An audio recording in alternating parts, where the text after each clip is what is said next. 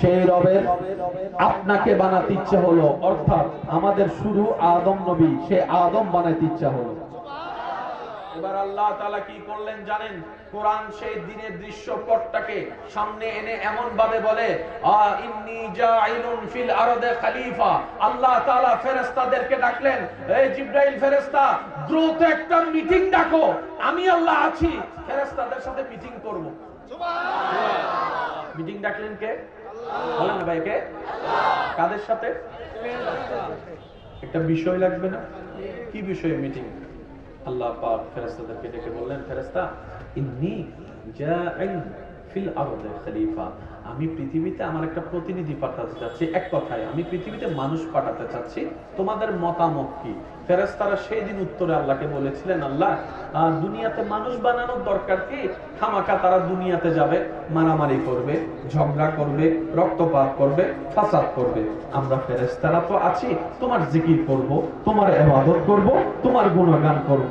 আল্লাহ চেয়েছেন মানুষ বানাবে, ফেরেশতাদের পরামর্শ চেয়েছেন, ফেরেশতারা ডাইরেক্ট না না বলে একটু ঘুরায় না বললেন। আল্লাহ সেই দিন ফেরেশতাদের উত্তরে বলেছিলেন চমৎকার একটা কথা, সবার মনোযোগ, ইন্নী আলামু মা লা তা'লামুন। ফেরেশতাগণ, যে সৃষ্টি আমি আল্লাহ বানাতে চাচ্ছি, যার বিরোধিতা তোমরা করছো, ওই সৃষ্টি কেন বানাতে চাচ্ছি, কি তার কারণ, সেটা আমি আল্লাহ জানি, তোমরা জানো না। মিটিং ডাকছেন, একদম মনে নিয়ে এখান থেকে করে যেতে হবে। মিটিং ডাকছেন কাদের সাথে? বিষয়বস্তু, আমরা বলেন বিষয়বস্তু, বিষয়বস্তু বাধা দিল, বলেন বিরোধিতা করলো। আল্লাহ বললেন, আমি যা জানি তোমরা তা জানো না। তার মানে একদম সাসা বাংলা কথায়, আমি বানাবো, আমি বানাবো। এবার দেখেন, এত কিছু আল্লাহ বানাইছে, কারো পরামর্শ নিছে? ভাই একটু বলতে হবে, কিন্তু আপনাকে বানানোর আগে আল্লাহ পরামর্শ নিয়েছে না? সুবহানাল্লাহ। ঘরে যায় বলে না সুবহানাল্লাহ, আর একটু আস্তে করে বলেন। আল্লাহ যিনি আদেশ দিয়ে সব বানালেন, সে আল্লাহ আপনাকে বানানোর আগে মিটিং ডাকছে। এবার আপনার দাম কতদূর আপনি নিজে ভাবে দেখেন। ওই দামটা যদি বসতাম গাছতলায় বসে, আজকে কথা বলে না, কথা বলে না, কথা বলে না, ওই দামটা যদি বুঝতাম, গার্লস স্কুলের সামনে গিয়ে মেয়েদের পিছনে লুগুর গুর করে ঘুরাতাম না। ওই দামটা যদি বুঝতাম, হুন্ডা চালায় চালায় এলাকা গরম করতাম না। কথা বলেন ঠিক কিনা? নিজের দামে তো নিজে বুঝলাম না। যুবকদের আওয়াজ চাই, কথা বলেন ঠিক কিনা? মিটিং ডাকলেন কাদের সাথে? বিষয়বস্তু। আল্লাহ বললেন বানাবো, ফেরেশতা বললেন আল্লাহ দরকার নাই, ইবাদত আমরা করে দিব। রব বলে যে আমি যা জানি তোমরা তা জানো না। তার মানে যতই বাধা দে, নিষেধ কর, যতই বিরোধিতা কর, আমি আল্লাহ বানাবো। আচ্ছা, এবার ফেরেশতা মনে মনে কি চিন্তা করে? ডাকলাও কিনলে, জিজ্ঞেস করলাও কি? বুঝেন না? একটু বুঝেন, প্রেমের কথাটা বুঝেন। আসমান বানাইছো, কারো জিজ্ঞেস করো নাই। তুমি আদেশ দিলে মানুষ হয়ে যায়। আমাদেরকে ডাকার দরকারও কি, পরামর্শ নেওয়ারও দরকার কি? সেজন্য মনে রাখেন, সব জায়গায় উত্তর জানা থাকার পরও উত্তর না দেওয়াটা আদব। আলেম উলামার জবানে বারবার শুনেছেন, শুধু স্মরণ করিয়ে দেওয়ার জন্য বলা, নবীজি যখন সাহাবার থেকে কোন একটা কিছু প্রশ্ন করতেন, সাহাবার উত্তর জানার পরে কি বলতেন জানেন? আমরা জানি না, আল্লাহ এবং রাসূল ভালো জানে, আল্লাহ এবং রাসূল ভালো জানে, আল্লাহ এবং রাসূল ভালো জানে। অথচ উত্তর সাহাবা জানে, জেনে উত্তর দিচ্ছেন না। এটা হচ্ছে আদব। সুবহানাল্লাহ। একটু জোরে বলি, এটা কি বলেন? এটা কি আদব? অনেক সময় উত্তর জেনেও না জানার ভাব করে থাকাটা, এটা আদব। সুবহানাল্লাহ। একটু জোরে বলি। ফেরেশতারা চলে গেল। জিবরাইল বলে, আল্লাহ অনুমতি দিলে একটা কথা বলি। আল্লাহ পাক বলে যে বলো। জিবরাইল বলে, আল্লাহ এত বড় যে আসমান, তুমি যে সৃষ্টি বানাবা সেটা কি আসমানের চাইতে বড়?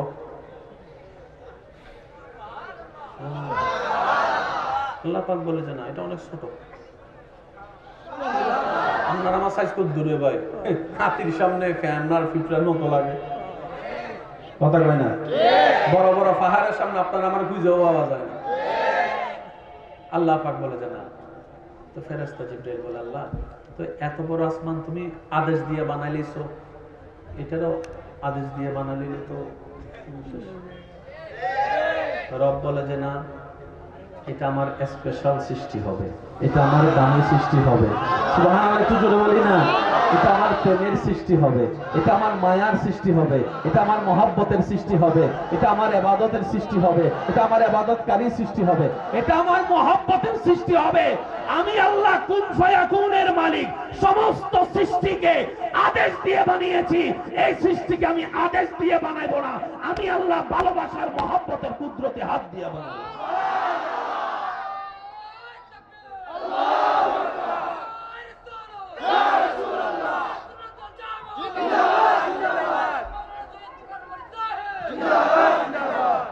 নবীর উম্মত আল্লাহর বান্দা সবাই গর্জন দিয়ে একবার বলেন মারহাবা, আপনি সেই সৃষ্টি।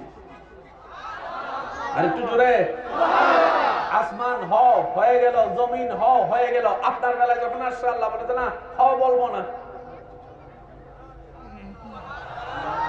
সমঝা করো, সমঝা করো, সমঝা করো, সমঝা করো। সুবহানাল্লাহ, একটু জোরে বলি।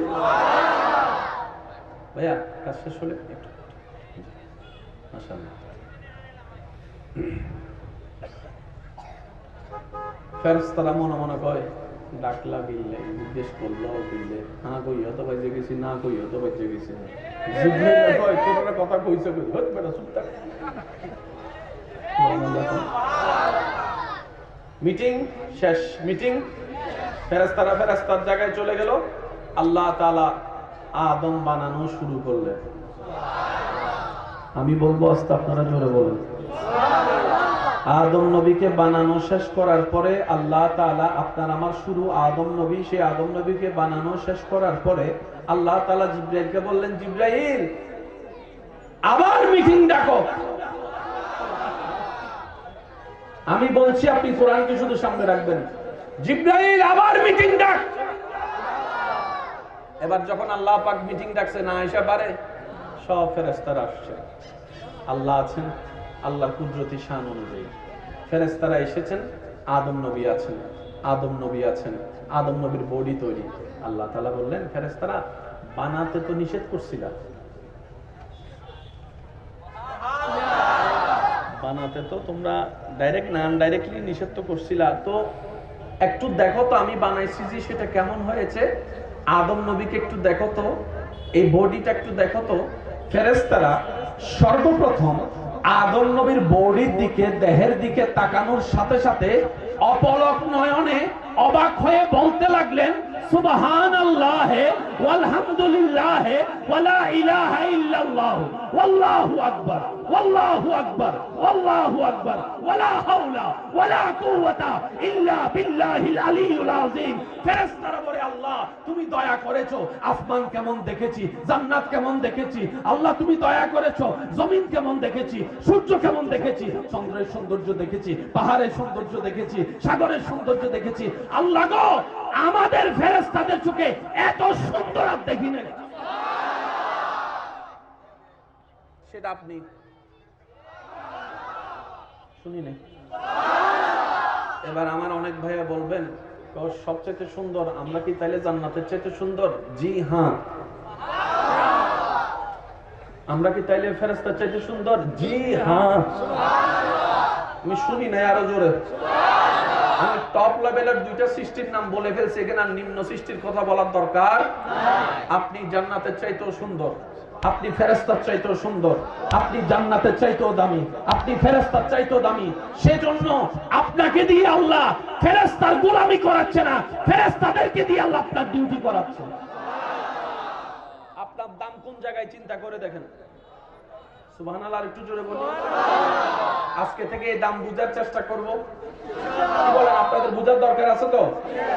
নাহলে বুঝতে না পারলে কুত্তাও দাম দিত না। কথা বলে না, ঠিক কিনা? আমাদের চরিত্র দেখে অনেক সময় কুত্তা পর্যন্ত দাম করে দেখে হাসে। তোরানি বেড়া মানুষ হইছ। কথা বলেন, কথা বলেন, কথা বলেন, ঠিক কিনা? ফেরেশতারা দেখে বললেন, আল্লাহ এত সুন্দর আমরা দেখি। অনেকে বলবেন ভাই আমি তো কালো, আমার চোখ একটা তো টেঙ্গা, আমার হাত একটা তো বাঁকা, আমার পা একটু বাঁকা, আচ্ছা আমি কেমনে সুন্দর হব? এবার আমি একটা প্রশ্ন করব, যার যার যেটা মন চায় আপনারা সেটা উত্তর দিবেন। সাপের চোখ আছে না নাই? মানুষের চোখ আছে না নাই? আপনারা বলেন কার চোখ বেশি সুন্দর? শুনি নাই বলতে থাকেন, উত্তর দিতে থাকেন আর ভাবতে থাকেন, সাপের চোখ নাকি মানুষের চোখ? বানরের হাত আছে না নাই? মানুষের হাত আছে না নাই? কারটা সুন্দর? আরো জোরে বলেন। হাতির নাক আছে না নাই? মানুষের নাক আছে না নাই? কারটা সুন্দর? কারটা সুন্দর? হাতির কান আছে না নাই? মানুষের কান আছে না নাই? কারটা সুন্দর? ক্যাঙ্গারুর পেট আছে না নাই? মানুষের পেট আছে না নাই? কারটা সুন্দর? হনুমানের চেহারা আছে না নাই? মানুষের চেহারা আছে না নাই? কারটা সুন্দর? গরুর পা আছে না নাই? মানুষের পা আছে না নাই? কারটা সুন্দর? শুনি না।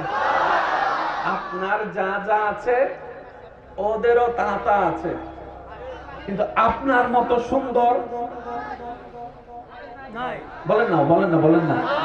এখানে একটা মাসালা মনে রাখবেন ভাইয়া, প্লিজ মাশাআল্লাহ জি বসুন। জাযাকাল্লাহ বিল খাইর, মাশাআল্লাহ। এখানে একটা কথা মনে রাখবেন, আপনাদের অঞ্চলে এখানে অনেক তুতলা মানুষ আছে না?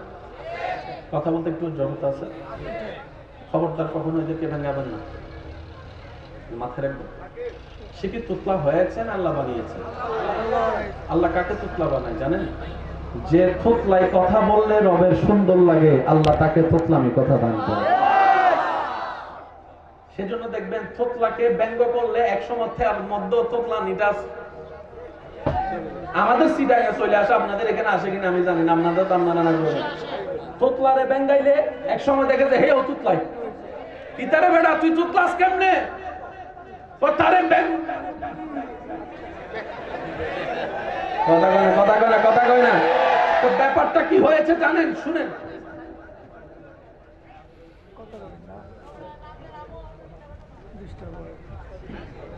সবাই প্রধানমন্ত্রী হইলে চলে, একবার কোন মারহাবা। কলা না তলা কোনটা শুদ্ধ তাই বলেন? কিন্তু বাচ্চা যখন নতুন নতুন কথা বলা শিখে, বাইকনা চা বাতিজা ছেলে বা যখন বলে তলা,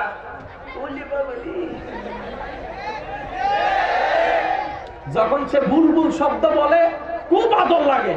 সে বাচ্চা যখন বড় হয়ে সঠিকটা বলে, কলাকে কলা বলে, তখন তার গালার কেউ কথা বলেন না। তো বান্দাদের ভিতর যে থুতলাই কথা বললে রবের ভালো লাগে, আল্লাহ তাকে সেভাবে দিয়েছেন।